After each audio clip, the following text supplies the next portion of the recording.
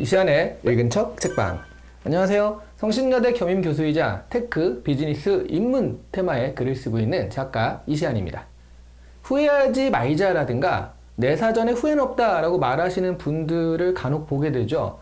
하지만 이런 분들일수록 과거 선택의 잔상이 좀 많이 남아있는 스타일이어서, 그러니까 말하자면 후회하기가 좀 쉬운 스타일이라서 일부러 후회 안 하려고 노력하는 게 아닐까 싶기도 합니다.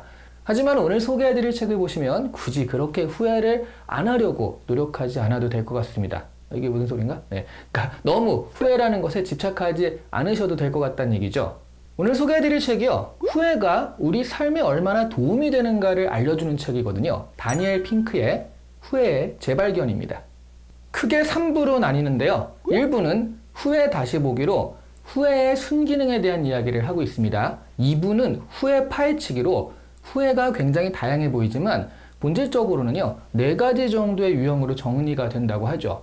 그리고 3부에서는요, 후회 활용하기로 어떻게 후회를 효과적으로 내 인생의 긍정적인 요소로 만들 것인가 구체적인 방법론에 대해서 말하고 있죠.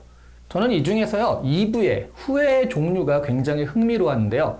다니엘 핑크는 이 책을 쓰기 위해서 세계 후회 설문조사를 만듭니다. 이렇게 월드 리그렛 서베이죠.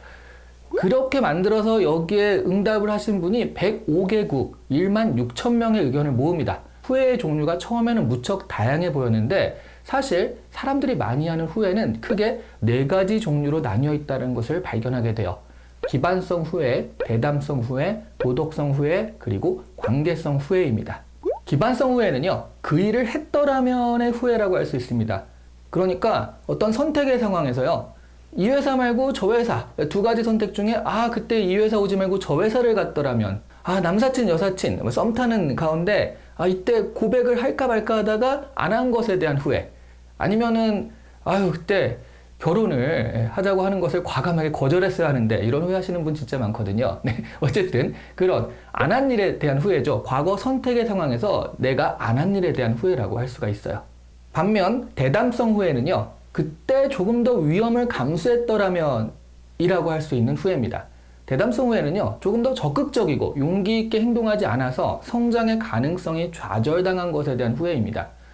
젊었을 때 여행을 좀 더 했어야 되는데, 라든가 그때 비트코인을 샀어야 되는데, 지금 사면 약간 후회할 수도 있겠지만 어쨌든 그런 후회들 같은 거죠. 그리고 도덕성 후회는요, 옳은 일을 했더라면 하는 후회예요. 같은 반 친구를 괴롭혔던 일이라던가 남을 속였던 것에 대한 후회라고 할 수가 있습니다. 그리고 관계성 후회는요, 내가 조금 더 손을 내밀었더라면의 후회라고 할 수가 있거든요.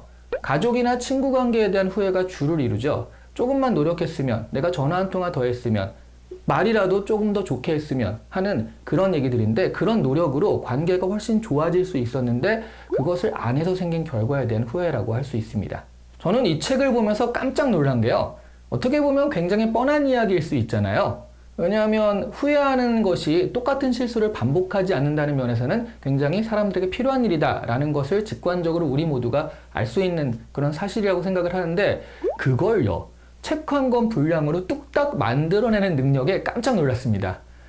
이런 어떤 교훈에 조금씩 살을 붙여가지고 각종 설문조사와 통계 등을 덧붙여서 나름 객관적으로 증명하고 있는 것이 바로 이 책이거든요. 이 객관적 지표라는 것은요, 은근한 위로를 주거든요. 과거 자신이 했던 일 때문에 혹은 안 했던 일 때문에 후회에 사로잡혀 있는 사람들에게 당신 혼자만 그런 게 아닙니다. 이 많은 사람들, 이 객관적으로 보세요. 이 많은 사람들 모두 그런 비슷한 후회 속에서 살고 있다라는 그런 동질감을 주는 그런 증거거든요. 그리고 자기 혼자만 하는 실수가 아니라는 거죠. 중요한 것은요, 그 후회를 발판 삼아서 더 나은 내일을 꿈꾸는 것입니다. 후회는 발전의 기초가 됩니다. 그런 면에서 보자면 후회가 없는 사람은 발전도 없는 거예요. 더 나은 선택을 하려고 노력하지 않는다는 얘기니까요. 후회는 우리 삶을 더 나은 미래로 이끄는 가이드입니다. 후회를 어떻게 삶의 연료로 재가공하는가를 잘 모르시는 분들을 위해서 효과적으로 후회를 다루는 기술적인 방법론을 이 책의 3부에서 제공하고 있습니다. 후회 최적화 프레임워크 같은 것들인데요. 아직도 자신을 괴롭히는 후회가 있으시다면 직접 이 책을 보시면서 3부의 기술적인 방법론들을 적용해서 후회를 자기 편으로 만들어 보시길 바랍니다.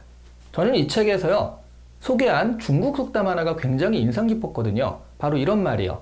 나무를 심기에 가장 좋은 시기는 20년 전이었다. 두 번째로 좋은 시기는 바로 오늘이다 입니다.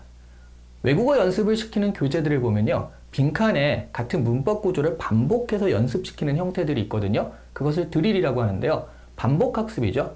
이 중국 속담에 드릴을 해보면 우리 인생에도 적용되는 것들이 너무나 많습니다. 바로 이것이 드릴인데요.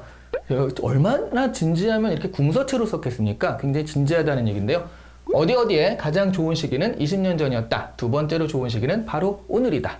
그러면 이 괄호 안에 우리의 삶을 한번 넣어보시라는 거죠. 운동을 시작하기에 가장 좋은 시기는 20년 전이었다. 두 번째로 좋은 시기는 바로 오늘이다. 아니면 영어를 공부하기에, 독서 습관을 들이기에, 가족들에게 사랑한다고 말하기에, 심지어 주식을 사기에, 뭐 이런 식으로요. 굉장히 다양한 것들을 넣어볼 수 있습니다. 여러분은 어떤 걸 넣어보실까요? 한번 잠깐 생각해 보시죠. 예, 이거 영상이 멈춘 게 아니라 제가 잠깐 멈춘 거예요. 생각할 시간을 드린 거죠. 이 안에 어떤 걸 넣어봄으로써 우리 삶에 굉장히 다양한 어떤 아이디어, 인사이트를 얻을 수가 있을 것 같네요. 후회한다는 것이요, 얼핏 과거에 사로잡혀서 사는 굉장히 발전 없는 짓 같아 보이지만요, 사실 적절한 후회는 자신의 미래를 보다 좋게 만들어가는 필수 불가결한 것입니다. 찰스 디킨스의 크리스마스 캐롤을 기억하시죠? 이거는 제가 시안책방에서 리뷰를 했던 그런 썸네일인데요. 구두쇠 스크루지에게 크리스마스 전날에 나타나서요, 그대로 살았으면, 그러니까 스크루지가 그대로 그 모습, 그 습관 그대로 살았으면 후회할 것을 미리 보여준 그런 유령들이었잖아요. 그 유령들은요, 스크루지를 해코지하려고 했던 것이 아니라 스크루지를 더 나은 사람으로 만들려고 했다는 것이죠. 저는 이것을 후회의 선행적 선취, 비슷한 말인가? 후회의 선취, 뭐 이렇게 생각을 하는데요. 말하자면 여러분이 지금 그대로 살았을 때 한 10년 후를 생각해 보시면, 아, 이때 이럴 거라고 후회할 것을 미리 한번 생각해 보시라는 거죠. 미래에 가서 후회할 게 이런 거였겠구나. 그러면 지금의 우리의 어떤 습관들을 고칠 수 있지 않을까? 후회를 좀 더 적극적으로 활용하는 방법이 되지 않을까? 한번 제안해 봅니다. 후회 때문에 괴로우신 분들에게 그것은 그냥 고통이 아니라 성장통이라는 것을 말씀드리며 오늘 책 소개 마치도록 하겠습니다. 다니엘 핑크의 후회의 재발견이었습니다. 아직 시안책방 구독 안 하시고요, 좋아요 안 누르시는 분들은 나중에 왜 진짜 이 좋은 채널을 구독 안 했지? 라고 후회하실 수 있거든요. 빨리 구독하시고 좋아요를 누르시면 되겠습니다. 그리고 다른 사람들에게도 전파해 주세요. 주위 분들의 삶에 후회가 없을 수 있도록 우리가 노력하자는 거죠. 감사합니다.